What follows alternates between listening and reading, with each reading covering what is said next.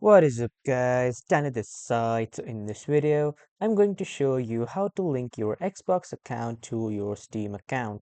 So let's get started. So first off, head over to your laptop or PC's desktop, and then from there, you need to search for the application of Xbox. And after opening the Xbox application, click on My Library, or you can simply click on Game Pass, and here you will see all your games. And when you click on your profile and when you click on settings, this will open all the settings of your Xbox. Now from here, when you click on library and extensions, you will see all your library and extensions. And from here, when you come to your account section, here scroll down a bit and then you will see all your linked account. And from here you can see I have already connected my Steam account to my Xbox. So if you have not connected your Steam account, here you will see the link option in the Steam section.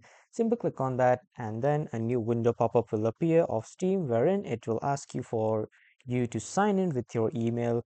And when you sign in with your email, your Steam will be linked to your Xbox account. So this is how you can link your Steam to your Xbox account. That was all for this video, everyone. Thank you for watching.